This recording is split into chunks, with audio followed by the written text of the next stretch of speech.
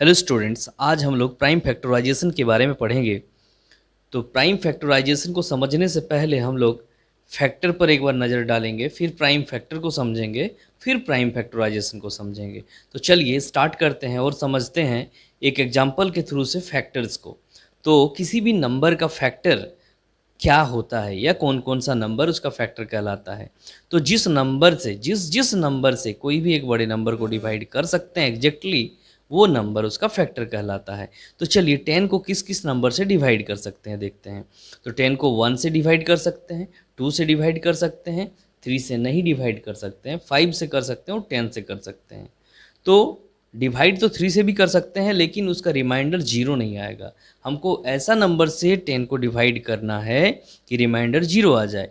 तो वो नंबर कौन कौन सा है? 1 है।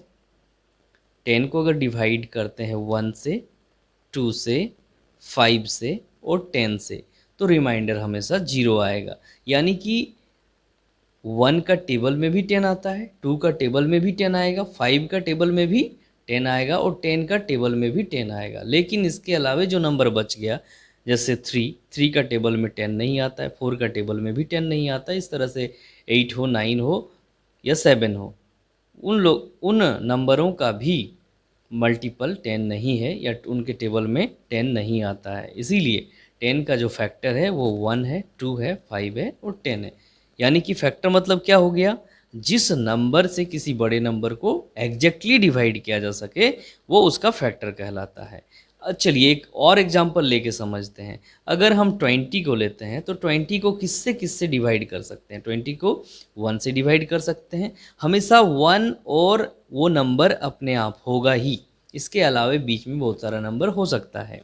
तो चलिए 1, फिर 2 भी होगा, 3 नहीं होगा क्योंकि 3 का टेबल में 20 नहीं आता है, 4 होगा, 5 भी होगा, 6 नहीं होगा, 7 नहीं, 8 नहीं, 9 भी नहीं, 10 होगा और फिर 20 होगा। तो इस तरह से देखते हैं 10 का फैक्टर 1, 2, 5, 10 और 20 का 1, 2, 4, 5, 10 और 20। यानी कि यहाँ पर जो भी नंबर लिखे हुए हैं सभी का टेबल में 20 आएगा। यहाँ जो भी नंबर लिखे हैं सभी का टेबल में 10 आएगा। तो ये सारे नंबर 10 के फैक्टर और ये सारे नंबर 20 के फैक्टर हो गए। इस तरह से हम लोग फैक्टर किसी भी नंबर का निकाल सकते हैं। अब आगे समझते हैं प्राइम फैक्टर के बारे में। तो चलिए आगे देखा जाए प्राइम फैक्टर के बारे में। प्राइम फैक्टर क्या होता है? तो जिस तरह नाम से ही पता चल रहा है प्राइम फैक्टर, तो फैक्टर के बारे में हम लोग समझ चुके हैं। अब इसमें क्या जुड़ गया? प्राइम। तो सिर्फ जो जो ये तो 10 का फैक्टर ये सारा हो गया चारों, 1, 2, 5 और 10। इसमें प्राइम कौन कौन सा नंबर है? 1 तो प्राइम नहीं है, 2 प्राइम है, 5 भी प्राइम है, 10 प्राइम नहीं है। तो फिर ये चार में से दो ही प्राइम हो गया। यानी कि 10 का प्राइम फैक्टर क्या क्या हो गया? 10 का प्राइम फैक्टर क्या क्या हो गया? 2 और 5। यहाँ पे दो ही प्राइम फैक्टर। लेकिन अगर 10 का फैक्टर पूछा जाए तो क्या होगा? 1, 2, 5 और 10। लेकिन 10 का प्राइम फैक्टर क्या होगा? 2 और 5। 1 और 10 नहीं होगा क्योंकि 1 और 10 प्राइम नंबर नहीं है। तो यहाँ पे सिर्फ उन फैक्टर्स को लिखेंगे जो प्राइम है। ओके, चलिए और एक एग्जांपल लेके इसको ठीक सही ढंग से समझते हैं। और एक दूसरा एग्जांपल लेते हैं, एक 20 लेते हैं। अब 20 में भी देखते हैं बहुत सारा फैक्टर है, लेकिन हम यहाँ पे उन फैक्टर को ही लिखेंगे जो प्राइम है। तो 1 नहीं होगा, 2 होगा, 4 नहीं होगा, 5 होगा, 10 नहीं होगा, 20 नहीं होगा। तो यहाँ पे हम देखते हैं 2 और 5 के अलावे कोई भी ऐसा फैक्टर नहीं है जो इसमें प्राइम है। यानी कि प्राइम सिर्फ 2 और 5 ही है, इसीलिए 20 का भी प्राइम फैक्टर 2 और 5 ही होगा। और यहाँ जिस तरह से हम लोग पहले देख चुके हैं कि 10 का भी 2 और 5 ही है। तो अब हमको लगता है कि फैक्टर और प्राइम फैक्टर आपको समझ में आ गया होगा। अब हम लोग देखेंगे प्राइम फैक्टराइजेशन के बारे में। तो चलिए प्राइम फैक्टराइजेशन को बढ़िया से समझते हैं। तो प्राइम फैक्टराइजेशन, चलिए एक बार यहाँ लिख लेते हैं। प्राइम फैक्टराइजेशन का मतलब होता है product of prime factor. Product of prime factor, मतलब प्राइम फैक्टर निकालने सीख चुके हैं, उनका प्रोडक्ट, उनका गुणनफल होगा। तो चलिए कोई एक एग्जाम्पल लेके अब समझा जाए। एक एग्जाम्पल लेते हैं, क्या ले लेंगे, चलिए एक एग्जाम्पल लेते हैं, यहाँ पे 20 को ही ले लेते हैं। तो 20 का प्राइम फैक्टराइजेशन निकालना है।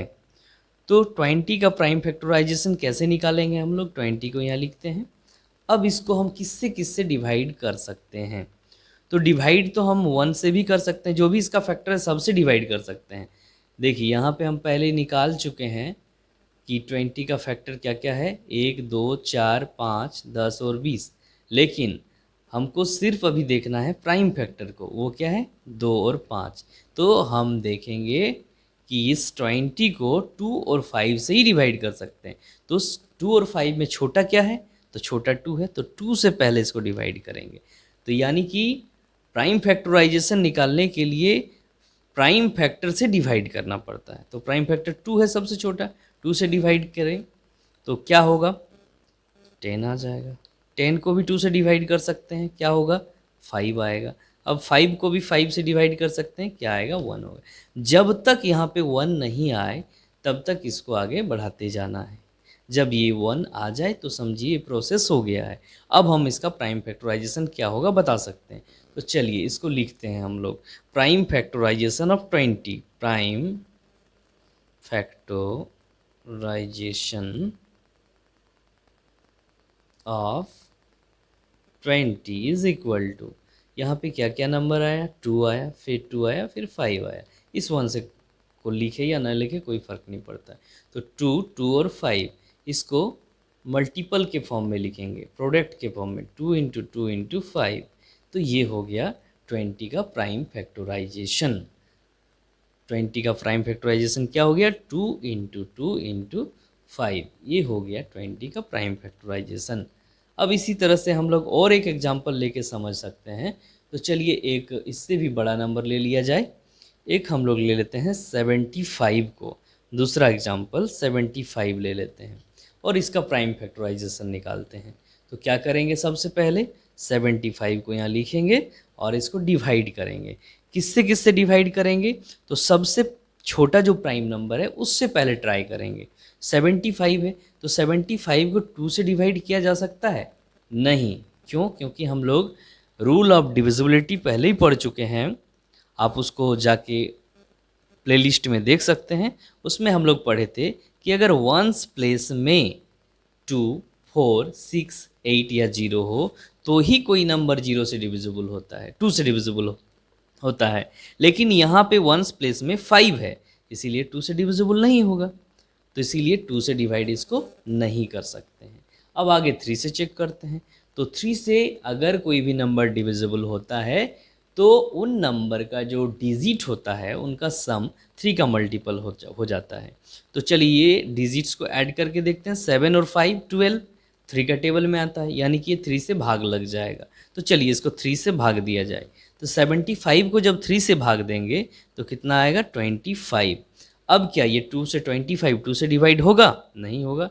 3 से होगा, 3 से भी नहीं होगा, क्योंकि अगर दोनों डिजिट को जोड़ते हैं तो 5 + 2 7, 7 जो है 3 का टेबल में नहीं आता है, इसीलिए ये 3 का टेबल में नहीं आता है, इसीलिए ये 3 का मल्टीपल नहीं होगा, 3 से भाग नहीं दे सकते हैं।